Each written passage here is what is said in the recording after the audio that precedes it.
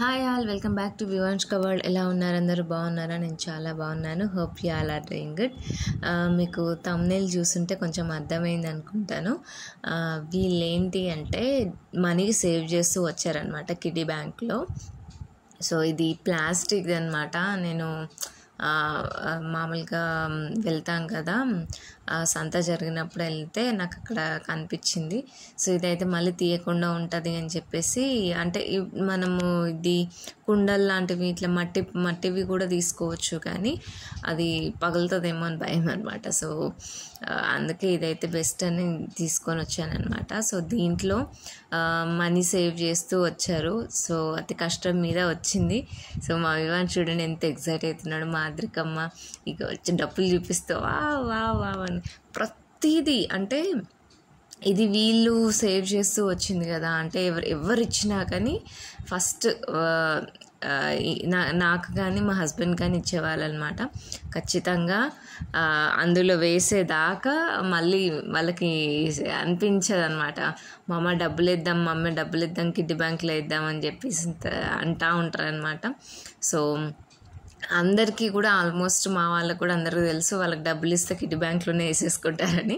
So ఎవరు ఇచ్చినా కానీ, అంటే కట్నాల్లాగా ఎవరైనా ప్రేమగా అట్లా ఇస్తారు కదా, సో అందరూ ఖచ్చితంగా వాళ్ళకి ఐడియా ఉంటుంది అనమాట, వీళ్ళు దీంట్లోనే వేసుకుంటారు అని చెప్పేసి. వాళ్ళు ఒక్క రూపాయి కూడా ఇది కొనివ్వు అది కొనివ్వు అని చెప్పేసి కూడా అడగలేదు.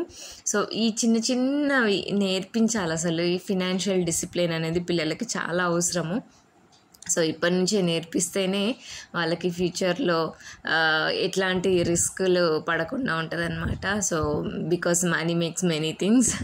సో అలా ఇవి చిన్నవి ఇట్లా పొదుపు చేసి దాచిపెట్టారనమాట.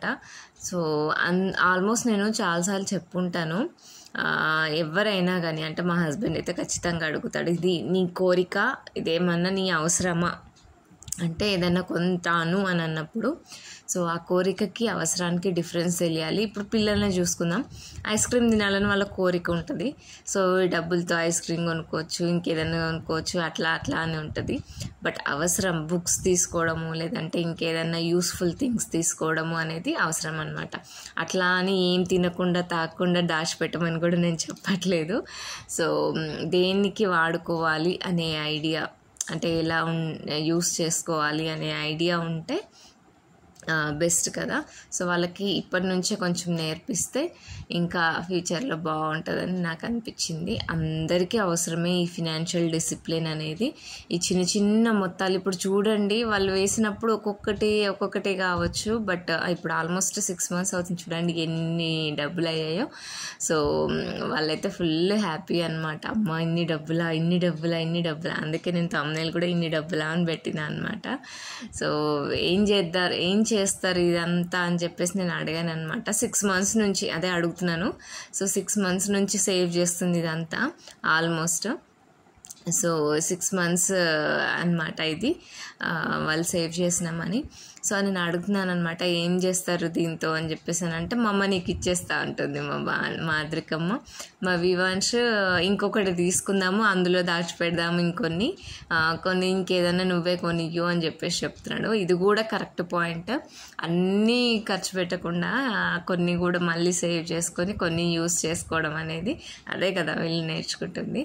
So if you like this video, please like, share and subscribe Vivanshka world. పిల్లలకి ఇట్లాంటివి నేర్పించండి. Hope you like this video. Thank you.